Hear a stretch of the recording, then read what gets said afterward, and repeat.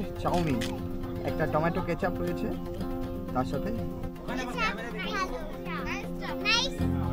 যা দেখলাম প্রচুর মানুষ এই কাঁথিতে নামলো ট্রেন থেকে, এরপরে রামনগর বেঙ্গল।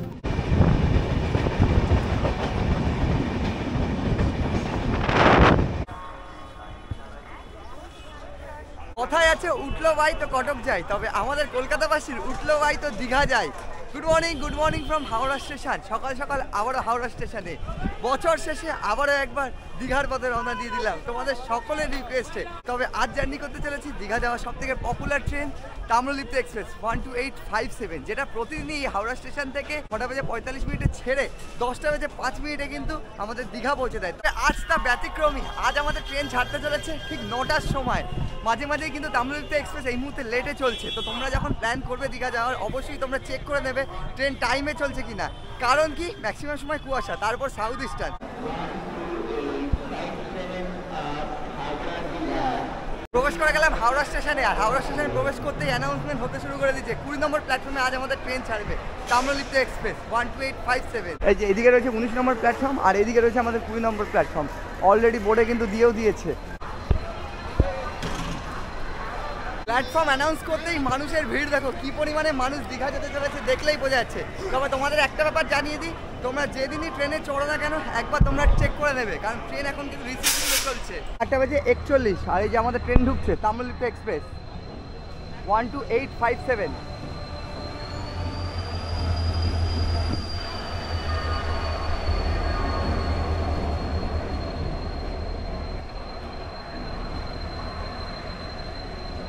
ছটা 45-এ ছাড়ার কথা ছিল, আর এখন এসে আমাদের ট্রেন ঢুকলো যেহেতু রিশিডিউল, আর ট্রেন থামতেই হুড়োপাটা উঠতে হবে ট্রেনে।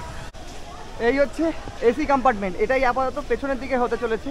এটা চেয়ার কার 1, সামনে একটা চেয়ার কার 2 রয়েছে। আর এই এসি কম্পার্টমেন্টের পরেই রয়েছে প্যান্ট্রি কার, এই হচ্ছে লাল রঙের, এটা হচ্ছে প্যান্ট্রি কার কোচ। আর তারপরেই শুরু হচ্ছে আমাদের সেকেন্ড সিটিং। এই যে D10, এভাবে কিন্তু এগিয়েছে D10, D9, D8, D7 করে চলে গেছে। যা দেখছি গেটগুলো পুরো কিন্তু এই মুহূর্তে ভর্তি। তবে আমার সিট রয়েছে আর C1-এ, মানে এসিতে চেয়ার কারে। তোমাদের সেকেন্ড সিটিংটা একটু দেখিয়ে নিই। এই হচ্ছে আমাদের সেকেন্ড সিটিং, একটু দেখে নেওয়া যাক। আপাতত যা দেখছি সম্পূর্ণ ভিড়, এদিকে 3 জন, এদিকে 3 জন, আর ওপরে দুদিকে লাগেজ রাখার জায়গা রয়েছে। আর প্রচুর ভিড় এই মুহূর্তে, যে যা সিট খুঁজছে। এই হচ্ছে সেকেন্ড সিটিং, তার সাথে এদিকে রয়েছে একটা মিরার, বেসিন, অ্যান্ড এদিকে দুটো ওয়াশরুম রয়েছে। এদিকে রয়েছে ইন্ডিয়ান, আই থিঙ্ক এই হচ্ছে ইন্ডিয়ান টয়লেট, অবস্থা খুব একটা ভালো নয়। তার সাথে এইদিকে রয়েছে ওয়েস্টার্ন টয়লেট। এছাড়াও এই ট্রেনের পেছনে দুটো আনরিজার্ভ কম্পার্টমেন্ট অর্থাৎ জেনারেল কম্পার্টমেন্ট আছে, তোমরা চাইলে টিকিট কেটে উঠে যেতে পারো, তবে একটু প্রবলেম হতে পারে। এই হচ্ছে আমাদের কম্পার্টমেন্ট C1, এদিকে 3 জন আর এদিকে 2 জন। 7 এই হচ্ছে 7 SL, মানে এইদিকে 3 জন, এই সিটটা আমার রয়েছে। সিটে এসে বসে বললাম, এই হচ্ছে সিসি কম্পার্টমেন্ট, আমার SL রয়েছে, আরও এইদিকে 2 জন যাত্রী রয়েছে। আপাতত এই হচ্ছে সিটিং ক্যাপাসিটি। তোমাদের দেখাই সিসিতে আর কি রয়েছে। নিচে এখানে পা রাখার জায়গা রয়েছে, বটল হোল্ডার রয়েছে, তার সাথে এই হচ্ছে টি টেবিল, আর এই হচ্ছে আমাদের কম্পার্টমেন্ট সিসির। এছাড়াও তোমাদেরকে দেখাই এখানে রিডিং লাইট রয়েছে, তবে কাজ করছে এখন অবধি যা দেখছি। আর এইদিকে আলাদাভাবে কার্টেন রয়েছে, তোমরা চাইলে এটাকে নামিয়ে নিতে পারো এবং তুলে দিতে পারো। আর দুদিকে লাগেজ রাখার জায়গা। আমার সাথে আমার 2 প্যাসেঞ্জার রয়েছেন, তাদের একটু কমপ্লেন ছিল ট্রেনকে নিয়ে, একটু বলুন তো কি কমপ্লেন। রেলের ব্যবস্থা একদম মানে আমি totally I M A tour operator, আমি ট্যুর অপারেট করি অল ওভার ইন্ডিয়া। এটা আমি ভিজিটের ব্যাপারে যাচ্ছি, হোটেল ভিজিট, কিন্তু রেলের যা ব্যবস্থা দেখছি মানে একদম খারাপ পরিস্থিতি। আমি ভারতবর্ষের বিভিন্ন জায়গায় ঘুরে বেড়াই, এই জাস্ট মানে এখনো ছাড়িনি, 2 ঘন্টা লেট তাম্রলিপ্ত এক্সপ্রেস, কিন্তু আপনি পায়খানা বাথরুমের অবস্থা দেখুন একদম খারাপ। একটা কথা না বললেই নয়, ওয়াশরুম কিন্তু পরিষ্কার নয়, তারপরে ওয়াশরুমে জলও পড়ছে না, মানে বাথরুমের অবস্থা শোচনীয় বলতে গেলে। অনেকে এসিতে টিকিট কাটে জাস্ট ফর এই বাথরুমের জন্য, কিন্তু তবে এসির যা অবস্থা দেখছি তাম্রলিপ্তের এই মুহূর্তে বেহাল দশা, সেটার দিকে একটু নজর দিতে হবে। সময় হচ্ছে ঘড়িতে 9:02। ब्रेड ऑमलेट, नाश्ता वाले ब्रेड ऑमलेट, প্রথমে রিশিডিউল, তারপরে নির্ধারিত সময় থেকেও 3 মিনিট লেটে চলছে আমাদের এই তাম্রলিপ্ত এক্সপ্রেস। দেখা যাক দীঘায় আমাদের কখন পৌঁছে দেয়। আর আমাদের প্রথম হল্ট হচ্ছে সাঁতরাগাছি, মাঝে দীঘা পর্যন্ত হল্ট হয়েছে 6টা। সবকটি তোমাদের দেখাবো, দেখতে থাকো।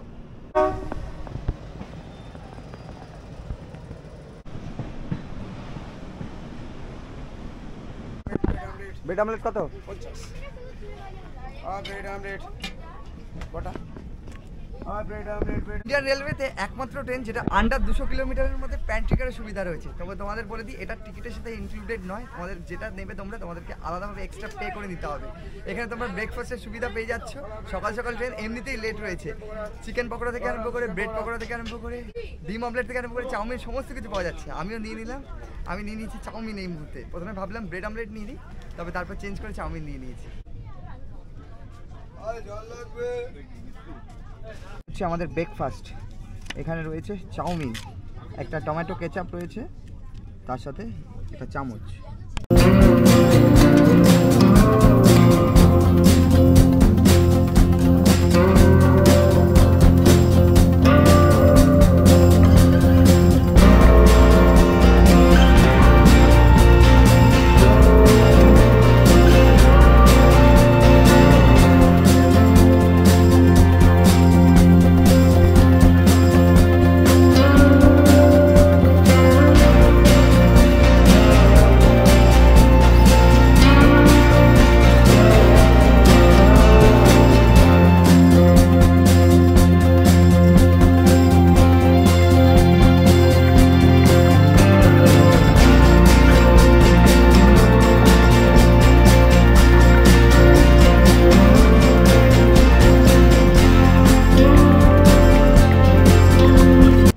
সময় 10:04। বন্ধুরা 31 কিলোমিটার অতিক্রম করে চলে এলাম আমরা উলুবেড়িতে। আমাদের এটা 2 নম্বর হল্ট। আর এখানে 1 মিনিটের সময় রয়েছে। ট্রেন এখানে 1 মিনিট দাঁড়াবে। তবে উলুবেড়িয়া বিখ্যাত বেশ কয়েকটি পিকনিক স্পটের জন্য, তার মধ্যে 58 গেট বিখ্যাত রয়েছে। আর শীতকাল পড়ছে, অনেকেই কিন্তু এই উলুবেড়িয়াতে ভিড় জমান পিকনিকের জন্য। আর সামনেই 25 ডিসেম্বর এবং 1 জানুয়ারি। উঠে পড়া যাক। এরপরে আমাদের হল্ট হচ্ছে মেছেদাতে। তোমাদের সাথে গিয়ে দেখা হচ্ছে মেছেদাতে। এই হচ্ছে উলুবেড়িয়া স্টেশন। উলুবেড়িয়া 1 নম্বর প্ল্যাটফর্মে আমাদের ট্রেন দাঁড়িয়ে আছে। তবে একটা জিনিস না দেখালেই নয়, দেখো উলুবেড়িয়া স্টেশনে আমাদের ট্রেন থেকে কতটা ডিস্টেন্স প্ল্যাটফর্মের। Keep safe distance. 2 number platform से through train जाए।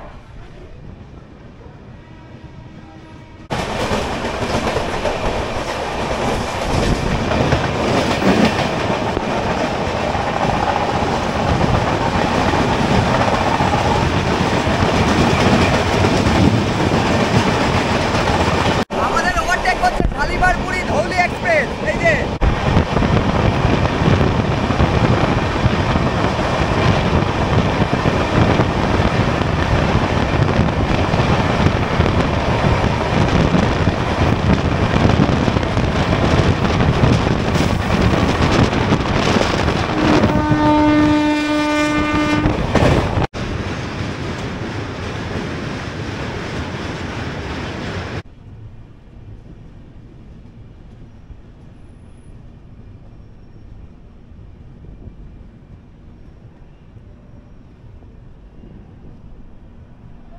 সময় 10:45। 58 কিলোমিটার অতিক্রম করে চলে এলাম আমরা মেছেদাতে। আর এখানে আমাদের 2 মিনিটের হল্ট রয়েছে। তোমাদের বলে রাখি, এখান থেকে কিন্তু লোকাল ট্রেন, যারা লোকাল ট্রেনে করে দীঘা যেতে চাও তাদের জন্য প্রতিদিনই এখান থেকে 8টার সময় মেছেদা থেকে দীঘা পর্যন্ত একটা লোকাল ট্রেন ছাড়ে, যার ভিডিও অলরেডি তোমাদের সাথে শেয়ার করেছি। তবে আজ মেছেদাতে তামিলনাড়ু এক্সপ্রেসে। আর এই মুহূর্তে 5 নম্বর প্ল্যাটফর্মে আমাদের ট্রেন দাঁড়িয়েছে। এরপরেই আমরা ঢুকে যাচ্ছি তমলুকে।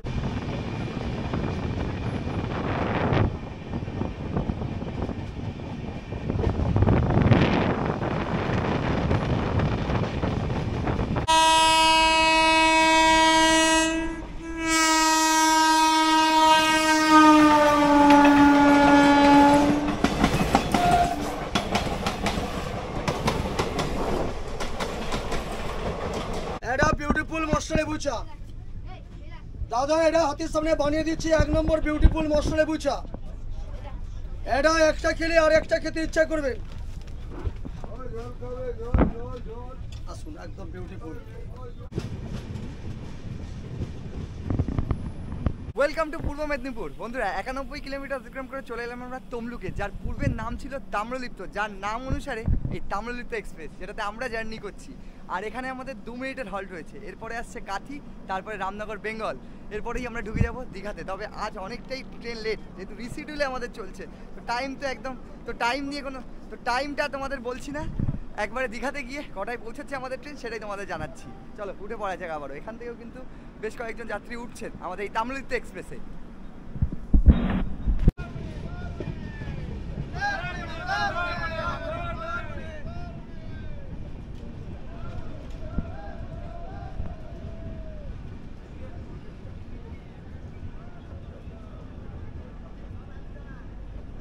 প্রায় 152 কিলোমিটার অতিক্রম করে চলে এলাম আমরা কাথিতে। আর এখানে আমাদের 2 মিনিটের হল্ট হয়েছে। 1 নম্বর প্ল্যাটফর্মে ট্রেন দিয়েছে। তোমরা যারা মন্দারমণি যেতে চাও তারা কিন্তু এই কাথিতে নেমে মন্দারমণি চলে যেতে পারো। আমরা একদম শেষে রয়েছি, এসি কম্পার্টমেন্ট। আর ওই যে পেছনে মন্দারমণি করে কিন্তু হাঁক ছাড়ছে তারা। এখান থেকে তোমরা রিজার্ভ গাড়ি, ট্রেকার, টোটো সব কিছু পেয়ে যাবে। আর এখানে আমাদের 2 মিনিটের হল্ট রয়েছে। এই হচ্ছে কাথি স্টেশন, এবং কাথি স্টেশনের একদম শেষে তোমাদেরকে ওই যে দেখাচ্ছি, গ্রিন ফ্ল্যাগ হয়ে গেল, সিগন্যাল হয়ে গেছে, ওইখানে তোমাদের যেতে হবে। ওই দিক থেকেই তোমরা গাড়ি পেয়ে যাবে সমস্ত।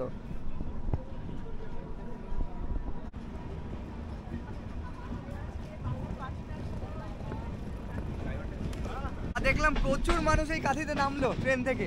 এরপরে রামনগর বেঙ্গল। তো বন্ধুরা তোমাদের এবারে এই ট্রেনের ফেয়ারের ব্যাপারে বলে দিই। এই ট্রেনের মধ্যে 3টে ক্লাস রয়েছে। একটা হচ্ছে জেনারেল, যেটাতে ভাড়া পড়ছে মাত্র 90 টাকা, যেটা তোমরা স্টেশনের টিকিট কেটেই উঠে যেতে পারো, সেটার মধ্যে আনরিজার্ভ ক্যাটাগরি। আর রয়েছে সেকেন্ড সিটিং, যেটা তোমাদেরকে সকালে দেখিয়েছি, সেটার ভাড়া হচ্ছে 105 টাকা। এবং আমরা যেটাতে জার্নি করছি সেটা হচ্ছে সিসি মানে এসি, সেটাতে ভাড়া পড়ছে 375 টাকা। যদিও বা আমি তৎকালে টিকিট কেটেছি, সেটা আমার পড়ে গেছে 520 টাকা দীঘা পর্যন্ত, হাওড়া থেকে।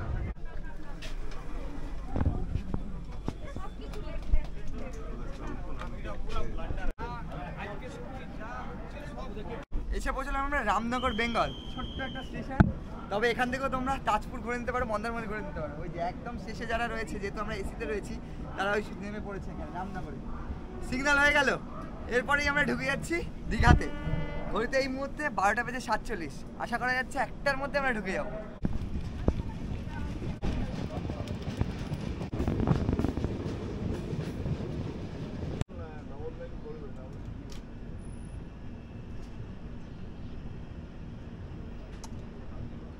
সময় ডট 1টা। বন্ধুরা ফাইনালি 185 কিলোমিটার অতিক্রম করে চলে এলাম দীঘাতে। তবে এবারে দীঘাতে নেমে যা দেখছি, পুরো দীঘা স্টেশন জুড়ে কাজ চলছে, মানে ঢেলে সাজানো হচ্ছে দীঘা স্টেশনকে। এই মুহূর্তে পুরো ওয়ার্ক ইন প্রোগ্রেস। দেখো এই যে শেডগুলো নতুনভাবে তৈরি করা হচ্ছে, কোথাও কাঁচা কোথাও পাকা, সমস্ত বালি সিমেন্ট কনস্ট্রাকশনের কাজ হচ্ছে দীঘা স্টেশন জুড়ে। এই যে নতুন করে শেড দেওয়া হচ্ছে, আর এই যে পুরো দীঘা স্টেশন জুড়ে কাজ হচ্ছে, সমস্ত কনস্ট্রাকশনের কাজ হচ্ছে। তার মধ্যেই আমাদের ট্রেন দাঁড়িয়ে রয়েছে, একদিকে কাজ হচ্ছে, একদিকে যাত্রীরা উঠছে, একদিকে নামছে। এই হচ্ছে সেকেন্ড সিটিংয়ের অবস্থা। দীঘা বলে কথা, মানুষের উন্মাদনা এই মুহূর্তে তুখর। আর পুরো স্টেশন জুড়ে যেমন কাজ হচ্ছে তোমাদের দেখালাম, তেমনই স্টেশন জুড়ে মানুষে মহা করছে। সমস্ত এক্সাম হয়ে গেছে, এবং এক্সামের পরে ছুটি মানেই কিন্তু দীঘাতে আসা।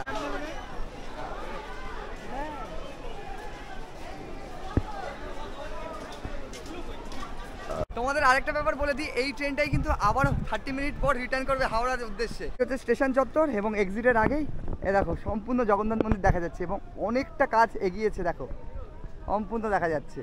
একদিকে সমুদ্র স্নান, অন্যদিকে জগন্নাথ দর্শন একই সাথে হতে চলেছে কিন্তু এবারে দীঘাতেও।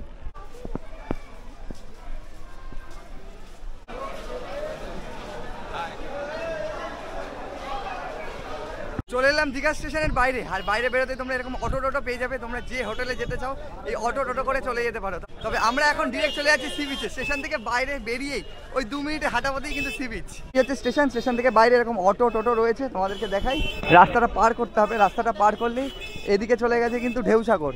আর তোমাদের দেখাই এই যে সোজা রাস্তা রয়েছে, এই সোজা রাস্তা গেলেই হচ্ছে সি বিচ। দেখেই বোঝা যাচ্ছে দীঘাতে এটাই সিজন। আর তোমাদের বলে দিই, স্টেশন থেকে বাইরে বেরিয়ে তোমাদের যে রাস্তাটা দেখালাম, এই রাস্তা দিয়ে সোজা হাঁটলেই যেরকম সি বিচ রয়েছে, এবং বাঁদিকে সমস্ত হোটেল রয়েছে। তোমরা চাইলে এই হোটেলগুলো ভিজিট করতে পারো, এবং এগুলোতে থাকতেও পারো। এই যে সাইডে সমস্ত রয়েছে হোটেল। পরপর আমরা এগোচ্ছি একদম সি বিচের দিকে।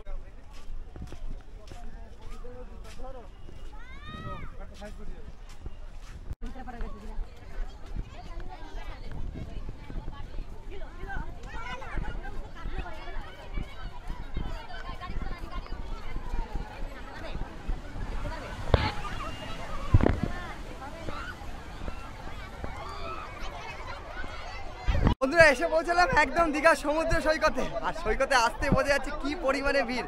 সকলে নেমে পড়েছে। এই মুহূর্তে দুপুর 1টা, পারফেক্ট স্নানের সময়, আর স্নান করতে বহু পর্যটক এই মুহূর্তে দীঘার সমুদ্রে।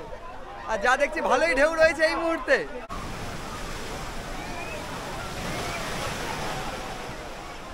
বন্ধুরা এই হচ্ছে দীঘা, সব মিলিয়ে শীতকালে জমজমাট দীঘা। আর এই দেখো ঢেউ আসছে,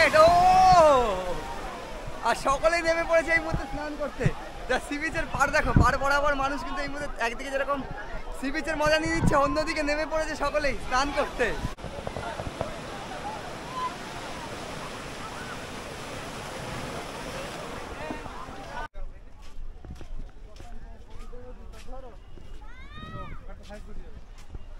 একদিকে যেরকম সি বিচে স্নান চলছে, অন্যদিকে ওয়াটার অ্যাক্টিভিটিস শুরু হয়ে গেছে। জাস্ট জল কমলেই কিন্তু এই ওয়াটার অ্যাক্টিভিটিসগুলো শুরু হয়ে যাবে।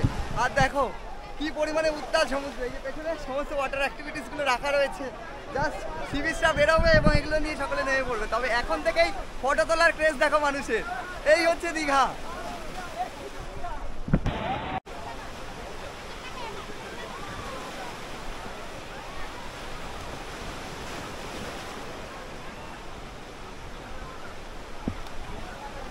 সেরা এক্সপিরিয়েন্স, সব মিলিয়ে জমজমাট দীঘা বলতে গেলে।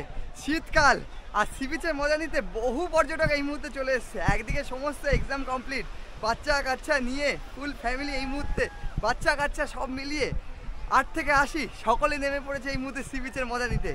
আপাতত আমি তো একদিনের সফরে এসেছিলাম, তবে এখন মনে হচ্ছে একটা দিন থেকে গেলেই ভালো হতো। তবে কোনো ব্যাপার নয়, আবারও প্ল্যান করবো দীঘাতে যেহেতু। তবে কোনো ব্যাপার নয়, শীত গ্রীষ্ম বর্ষা আমাদের তো দীঘাই ভরসা। আবারও আসা হবে দীঘা থেকে, সি বিচ থেকে এখন বেরোই। চলো বাইরে দিকে বেরোনো যাক।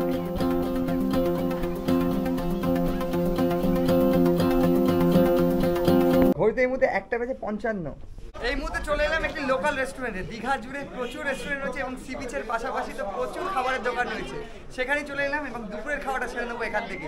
নিয়ে নিয়েছি এই মুহূর্তে কাতলা থালি। কি কি রয়েছে তোমাদের দেখিয়ে নিই। আমাদের থালি এখানে রয়েছে ডাল, আলু ভাজা, এদিকে হচ্ছে স্যালাড অ্যান্ড লেবু। তার সাথে তোমাদের দেখিয়ে দিই এখানে একটি সবজি রয়েছে, তার সাথে এই হচ্ছে আমাদের কাতলা, দই কাতলা যা দেখতে পাচ্ছি, তার সাথে এই হচ্ছে একটি সবজি। বন্ধুরা খাওয়া দাওয়া কমপ্লিট, এবারে বাড়ি ফেরার পালা। ভিডিওটা আপাতত এখানেই শেষ করছি। দেখা হচ্ছে নেক্সট পার্টে, নেক্সট কোনো ট্রাভেল ব্লগে। আজকেই ফিরে চলে যাচ্ছি, তবে খারাপ লাগছে দীঘাতে এসে আজকেই ফিরে যাচ্ছি। তো প্ল্যান রয়েছে জানুয়ারির মাঝামাঝিতে আবারও আসার দীঘাতে, তখন থেকে পুরো দীঘা এক্সপ্লোর করবো। আপাতত এখানেই পর্বটাকে এন্ড করছি, আপাতত পর্বটাকে এখানেই সমাপ্ত করছি। কেমন লাগলো ভিডিওটা অবশ্যই কমেন্ট করো। ভিডিওটা ভালো লাগলে লাইক করতে পারো, চ্যানেলটাকে সাবস্ক্রাইব করতে পারো। দেখা হচ্ছে নেক্সট ভিডিওতে, নেক্সট কোনো ট্রাভেল এপিসোড। ভালো থাকো, সুস্থ থাকো, দেখতে থাকো রাইজিং জার্নি। টাটা।